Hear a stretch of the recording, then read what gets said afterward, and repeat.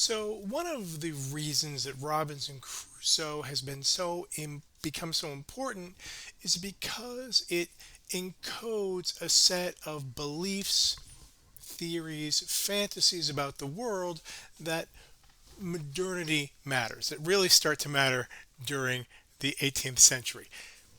First of all, the story of a man lost on a desert island but thriving through his personal industry is about a few things. First of all, it's about the changing idea of nature itself. For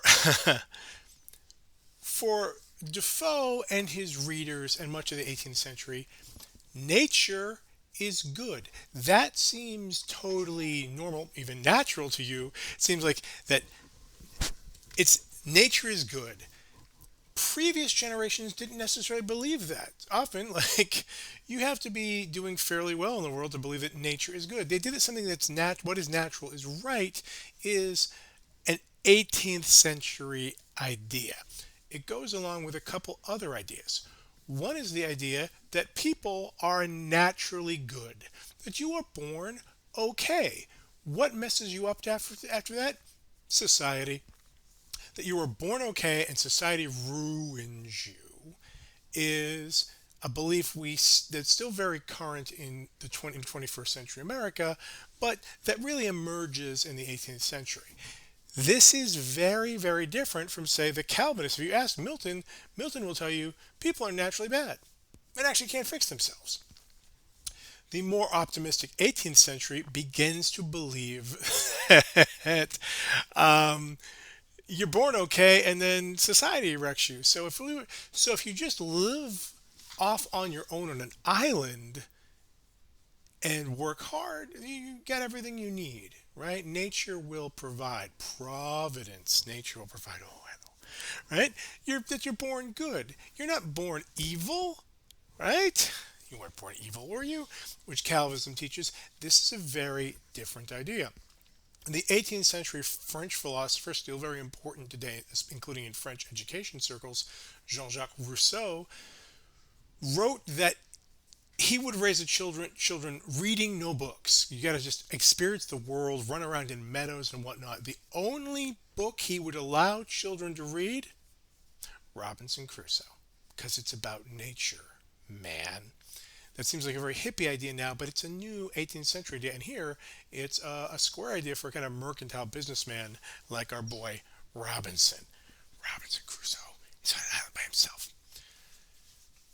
People are born good. The other thing here is the 18th century decides that you have natural rights, that you were born with certain rights. It's a change in politics. Where does political authority come from?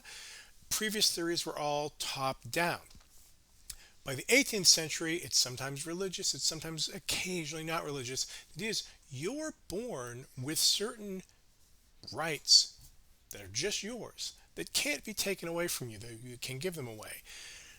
Crusoe's appropriation of his island is a sign of a kind of 18th century idea of where property comes from, which is your own personal labor creates the property. You find some land, you work it, it's yours. Now that's very convenient in terms of colonialism, where Westerners, Europeans, are finding land that doesn't seem worked to them, say it's hunting grounds, and then they fence it and plow it and say it is therefore theirs. That's very convenient. This is, as we've all heard the story of colonialism, we know what's wrong with that. I would like you, Crusoe's idea is the land is yours because you work it, not because the king gave it to you. There's an earlier medieval idea that the king owns everything and then he just parcels it out. This is like, no, you have your own property rights that aren't, the government didn't give you, that are from you. In the same way you start to have in the 18th century a sense of your own right to free expression, to free religion, etc., etc., etc. Yes.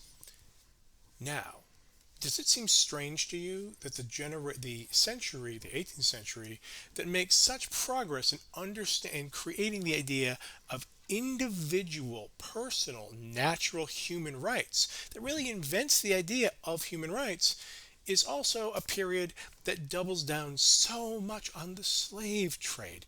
That's a contradiction there. It is. The only way you can the English and the rest of the Western Europeans are philosophizing about human rights and discovering more and more native inborn human rights. At the same time, they're taking millions of people's rights away. How can they do that?